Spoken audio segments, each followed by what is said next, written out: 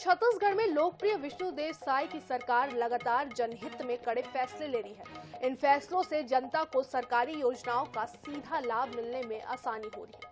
जनता से भी इन फैसलों पर साय सरकार को धन्यवाद दिया है, चाहे वो नक्सली मोर्चा हो या मीसा बंदियों को राहत पहुंचाने का मामला। हर मोर्चे पर साय सरकार ने छत्तीसगढ़ वासियों का दिल जीता है। देखिए।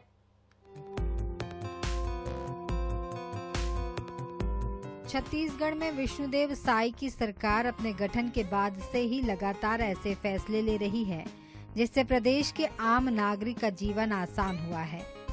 सभी विभागों में इस्तेमाल होने वाली सामग्रियों के लिए जैम पोर्टल को अधिकृत करने की व्यवस्था। राज्य शासन के सभी विभाग आवश्यकता अनुसार सामग्री, वस्तुओं और सेवाएं जिनकी दरें और विशिष्टताएं भारत सरकार के DGS&D की जैम वेबसाइट में उपलब्ध और नियमावली के तहत निर्धारित प्रक्रिया का पालन करते हुए खरीदी कर सकेंगे। इसी तरह सरकारी कामकाज में पारदर्शिता लाने और प्रशासन को मजबूत करने के लिए ई-ऑफिस योजना लाई गई है। ई-ऑफिस एक एकीकृत फाइल और रिकॉर्ड प्रबंधन प्रणाली है। इसी तरह उद्योग क्षेत्र में 350 से अधिक रिफॉर्म से निवेश की राह आसान हुई है। आबकारी नीति में FL10 में लाइसेंस की व्यवस्था की गई है। शराब डीलर किसी भी निर्माता कंपनी से शराब खरीदकर सरकार को बेच सकते थे। अब विदेशी शराब लाइसेंसी बिचौलियों के बजाय सीधे शराब निर्माण करने वाली कंपनियों से करने का निर्णय लिया है। सभी देसी और विदेशी शराब की बोतलों पर सुरक्षा बढ़ाने के लिए नए सुरक्षात्मक फीचर्स के साथ होलोग्राम लगाए जाएंगे। यह होलोग्राम भारत प्रतिभूति मुद्रणालय नासिक रोड से क्रय किए जाएंगे। छत्तीसगढ़ में कोल परिवहन से संबंधित व अन्य स्वीकृतियां देने की प्रक्रिया फिर से ऑनलाइन की जाएगी। भ्रष्टाचार पर जीरो टॉलरेंस की नीति पर विष्णुदेव साय जी के नेतृत्व में हमारी सरकार चल रही है और जहां पर भी अनियमितता और भ्रष्टाचार की शिकायत मिलेगी, कठोर से कठोर कार्यवाही करते हुए जीरो टॉलरेंस के प्रति अपनी प्रतिबद्धता हम लगातार जाहिर करते रहे हैं और ये हमारी प्रतिबद्धता है। CGPSC घोटाले में साय सरकार ने कामकाज संभालने के बाद से जांच की गति को तेज किया। लगातार एक के बाद एक बड़ी कार्रवाई हो रही है। CBI लगातार आरोपियों पर शिकंजा कसते जा रही है।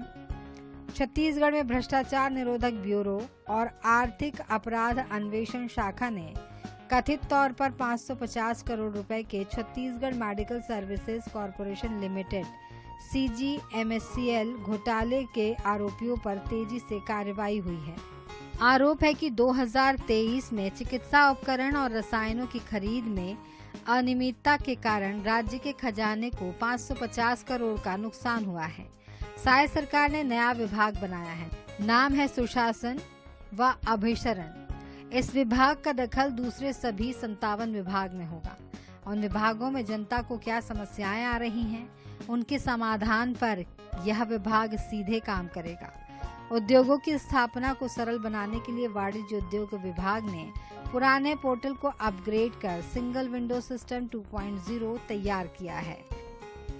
छत्तीसगढ़ की विष्णुदेव साय सरकार ने मीसाबंदियों को फिर से सम्मान निधि देने का फैसला लिया है।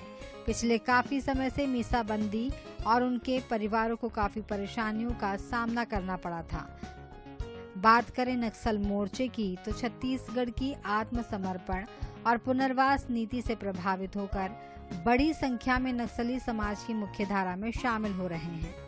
साय सरकार के कामकाज संभालने के बाद से अभी तक सुरक्षा बलों ने अलग अलग मुठभेड़ों में 365 से ज्यादा नक्सलियों को मार गिराया है। साथ ही 1382 से ज्यादा नक्सलियों को गिरफ्तार किया गया है।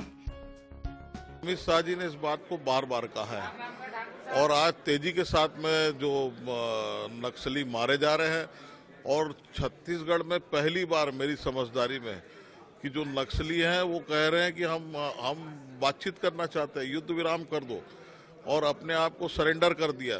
ये छोटी मोटी बात नहीं है और ये सरकार की बहुत बड़ी उपलब्धि है।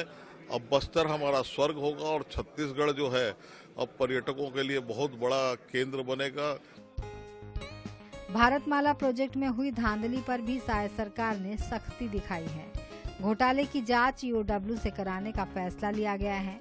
इस घोटाले में तेजी से कार्रवाई जारी है। जमीन अधिग्रहण मामले में 43 करोड़ का घोटाला हुआ है। इस तरह करप्शन और सरकारी कामकाज में गड़बड़ी के मामले में जितनी तेजी से साय सरकार एक्शन ले रही है, उससे जनता में सरकार की कार्यप्रणाली के लिए विश्वास जागा है। Bureau report, INH 24/7।